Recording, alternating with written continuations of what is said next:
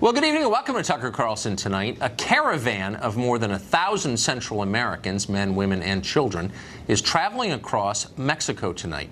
Mexican authorities are speeding them toward their destination, which is our country, our southern border. These are not refugees. They are border jumpers. They have no legal right to come here. And that's about the sum total of what we know about them at this point. We don't know if they have skills that we need, whether they speak English, whether they're gang members. We know nothing. Here's what they know about us. They know that if they can cross the border into California, they're set. Democratic politicians in that state will shelter them and give them benefits. From California, they can go anywhere in this country, just like millions and millions before them over the past 30 years. If you're wondering why America is not anything like the country you grew up in, this is why. Will anyone in power do anything to protect America this time? Or will leaders sit passively back as the invasion continues? Over the weekend and earlier today, the president sent a series of tweets that seemed to reflect frustration. Quote, "Act now, Congress," he tweeted at one point. "Our country is being stolen." Well, to that, official Washington scoffed. How dare the leader of our country pretend that we have the right to determine who comes here? What a racist. Here's Jim Sciutto, a former Obama political appointee who now poses as a journalist over at CNN. Watch. As often happens with issues like this, we enter a fact-free zone. I mean, you got to fact-check the president on this. I mean, first of all, you heard that Fox News rhetoric, an army of migrants. I mean, it's not an army, it's a caravan. It's a group of folks who are seeking asylum. The president tweeted there are caravans, as if there are multiple groups of people kind of storming the border. That's not true. It's one group. Just a group of folks seeking asylum, or propaganda from the Obama people pretending to be reporters. Shut up, America. That's the message. You have no right to complain. That's CNN's view, which means it's the left view as well. Is it America's view? Do voters agree? Do voters think that we have a moral obligation to admit every single person from around the world anytime who wants to come here, feed and house and educate them at our expense, even as our own middle class dies? Maybe voters do think that. I guess we'll find out in the midterm elections. This will help define those elections. Jessica Vaughan is Director of Studies at the Center for Immigration Studies, and she joins us tonight. Jessica, thanks for coming on.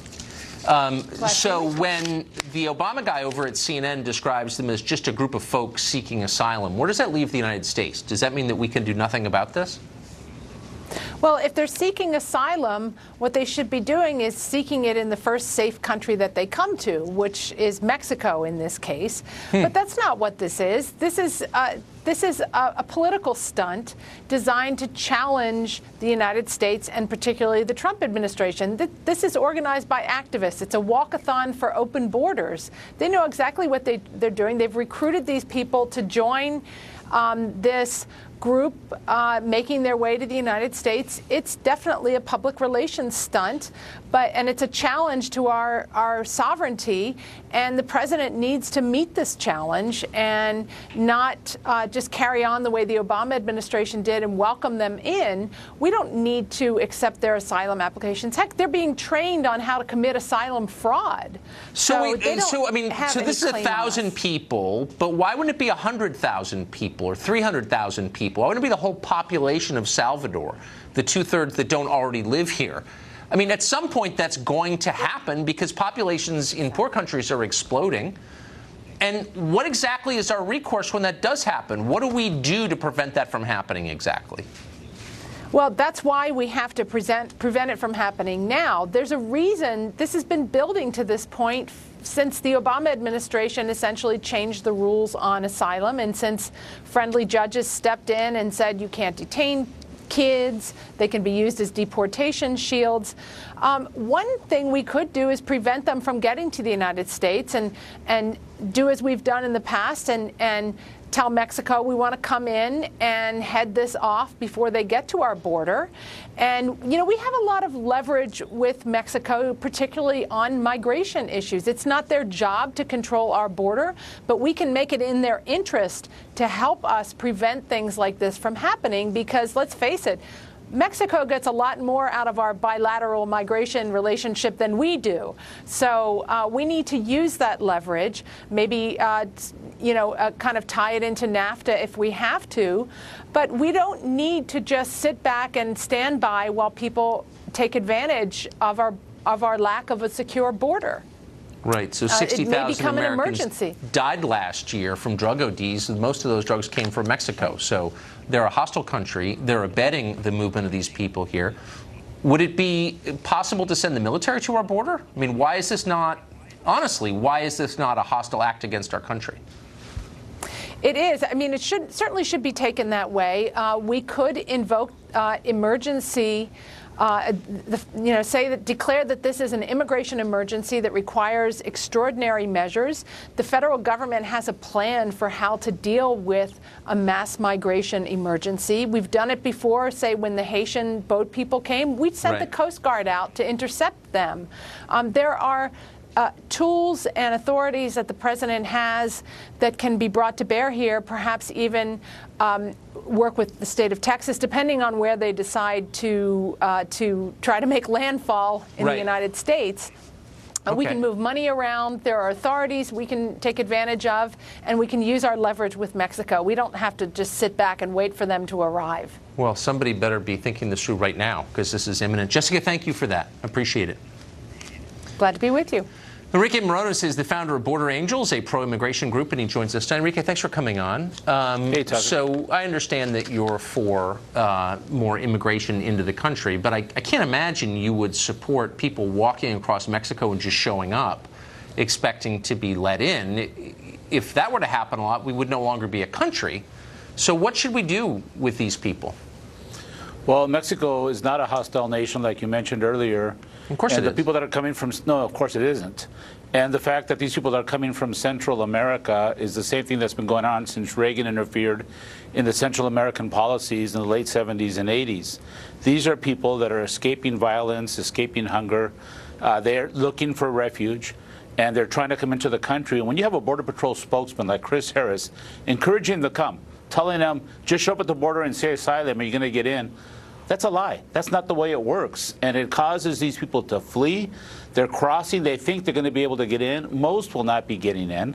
But I'm not really sure why I don't know why you would feel an obligation to defend the government of Mexico, which is abetting illegal immigration into our country, which has been literally for years, which has trained people explicitly with documents that we have on how to get into this country illegally. I don't know why you would be flacking for them. I don't know what's in it for you exactly, but let's stop lying about it. Mexico could stop this right now. Mexico is a very long country. It's a long way from Honduras to Tijuana. They could stop this, but they're not.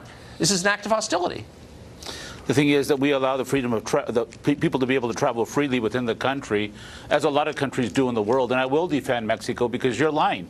Why don't you show me a document where the Mexican government is training people, like you just said, to cross into the United States? The Mexican government isn't doing that. Are there people doing that? There may be. Really? Because they were giving that, you know. I'm sorry. I win with superior knowledge here. The Mexican, superior arrogance. Of course it is. I know you're from San Diego, and your racism and ignorance is very well known. Right? Okay. Yeah, Look, La Jolla Country Day, the Mexican government Carlson has given instructions to people. I've seen them with my own eyes on how to get across the border. But the point is, this group of people could be stopped any time by the Mexican government, which, again, you feel the need to make apologies for, but they detain people all the time in their country from Central America, as you know. But they're not detaining these people because they say they're going to El Norte. So they're a hostile power. But why should we have to accept anybody who comes here? Most people aren't coming to the United States. Most undocumented people go elsewhere. They have no desire to come here. Of the 250 million undocumented people in the world today, the United States has 11 million. And that flow has shifted dramatically, dropped 40% in the last 5.5 years. But why should we take any? No, but you're missing it. Why should we take any? There are a lot of people who want to come here legally. Yeah, but there's no way for these people to come in legally. And the United States interfering in these countries, the demand for the drugs, invading a sovereign land like Iraq, or interfering in the civil wars of Central America, that causes people to flee. The U.S. should be more welcoming. So and our sins are the reason this is. So you hate America, is what you're saying. I don't know why. Actually, it's interesting. You're blaming America for illegal immigration into America. People come here. Central America is part of America. Central America is part of America. Mexico is part of America. The United States is a separate country. It's not the same as Honduras, actually. One-third of all Salvadoran citizens already live in the United States. So at what point can we say we've atoned for our sins in El Salvador? Do Stop two-thirds have to interfering live here? in the policies of other countries. Stop taking their natural resources. Stop invading sovereign lands. You have a president. Are we taking who's the a natural buffoon. resources of Honduras Donald right Trump, now? Remember Donald Trump? I mean, that guy, I mean, he's an embarrassment to the world. He says they're coming for DACA. DACA ended in 2000. People had to have been here by 2012. Donald Trump doesn't know what he's talking about. Let me ask you. I'm not asking you your opinions on Trump. I'm not interested. I'm asking you about the policies hold on. The policies that affect all of us as Americans. And you're saying that Hondurans have a right to come here because we take the natural resources of Honduras somehow? Can you be a lot more specific? Absolutely. The invasion of the United States of sovereign lands, whether it was the interference in Central America with the Reagan administration. What do we do to Hondurans? Well, have you heard of Iran-Contra?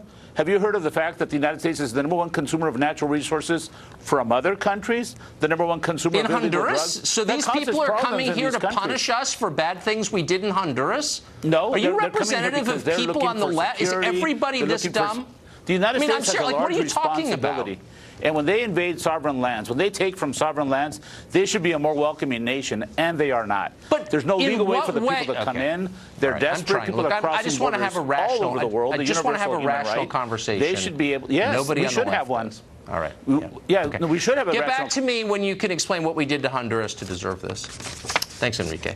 First, they came for Confederate generals. Now, no statue is safe, even a statue dedicated to an American president who fought the Confederacy in the Civil War. A California town is now planning to demolish a statue of President McKinley. That story next.